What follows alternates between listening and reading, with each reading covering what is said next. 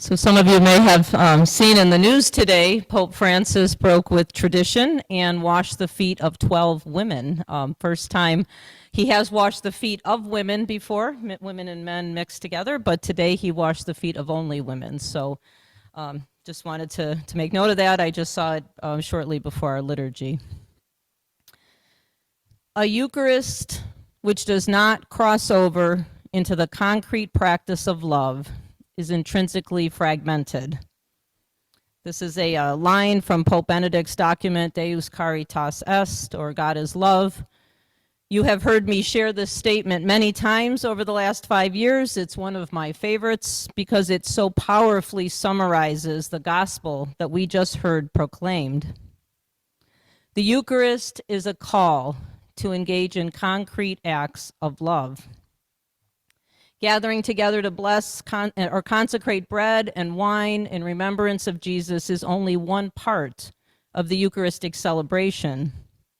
Going forth and becoming the presence of Jesus in our world through acts of selfless love is equally important. John's Gospel is the only one of the 4 canonical Gospels that does not include the traditional words of institution or the Eucharistic formula, as it's often referred to. However, we heard the words of institution proclaimed by Richard this evening in the second reading from St. Paul to the community in Corinth, but they are not in today's gospel. John's gospel focuses not on the formula for how to consecrate a Eucharist, but focuses rather on the formula of how to become Eucharist for others. Today's gospel is focused on becoming the body of Christ. Therefore, our relationship to the Eucharist is both personal and communal. I was formed in Vatican II theology, as many of you were. The document that came out of the Second Vatican Council on the Sacred Liturgy, Sacrosanctum Concilium, describes the liturgy as the font from which everything we do flows to and from. It is here at this table, whether it's this physical one in the church or your home altars, or whether you're in Ohio or anywhere in the world, that we break bread together as one community of faith. We are diverse in so many ways, politically, socially, religiously even, and yet when we come to this table, we set aside all of that to stand together as members of one body. What makes one a member here of our faith community is not how many committees or groups you belong to, though we love active participation, or what activities you are engaged in out in the world, though we love to hear stories of all the good works that you're doing. But what makes a person a member of this community is that you join us on Saturday evenings or Sunday mornings or Thursday evening for Eucharist. The Eucharistic table is what holds us together. Flowing from our weekly meal, we move out into our week in so many diverse and life-giving directions, and then we flow back here on the weekend to do it all over again. It is the liturgy marked by the real presence of Christ that draws us here. The Eucharistic table is truly the font for all that we do.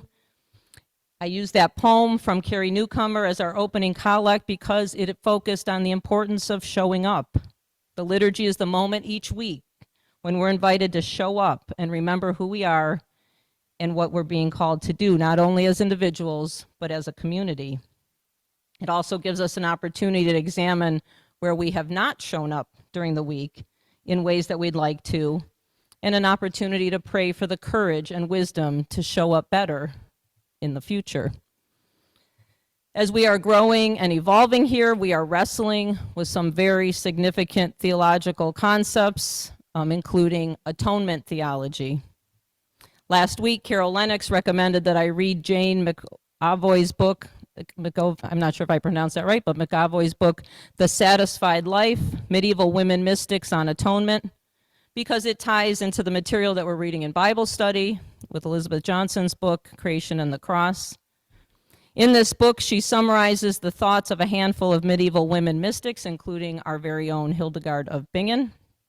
So I'd like to share the following excerpt from this book because it touched me as I was reading this small but packed book through the lens of the liturgy of the Last Supper. Hildegard connects the doctrine of atonement to the sacrament of communion. To refocus atonement as a sacramental rather than sacrificial act stresses the practical aspect of atonement within the context of worship. It reminds us that atonement is the present work of God rather than the past event of crucifixion. As Julian of Norwich noted, Christ nourishes us in communion, and it is in this nourishment and the fellowship of the church that the healing work of God is performed. At communion, we see birth, death, resurrection, and ascension of Christ as part of the saving work of God. We are called to the table to eat the flower of God's wisdom and digest it. Thus nourished, we can rise to the sacrificial work of love. End quote. I love that image of eating the flower of God's wisdom so that it nourishes and empowers us to do the difficult work of washing one another's feet. The Last Supper was a meal. Jesus knew, as we talked about on Sunday, that he was in trouble. He likely heard through the grapevine that the authorities were looking for him. He chose to take time with his disciples, his friends, his family, his community, to not only enjoy one last meal, but to leave them with one last bit of advice. Love one another as I have loved you. Wash one another's feet. Serve one another humbly and selflessly.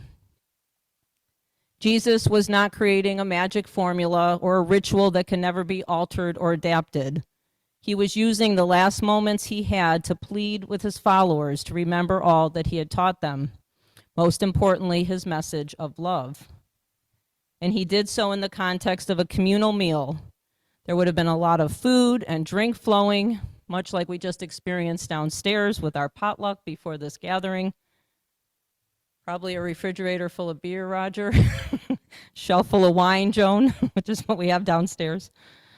In a book entitled Wisdom, the Good Life, Irene Noel wrote the following: "It is worth remembering as we consider eating and drinking that Jesus too enjoyed good food and drink.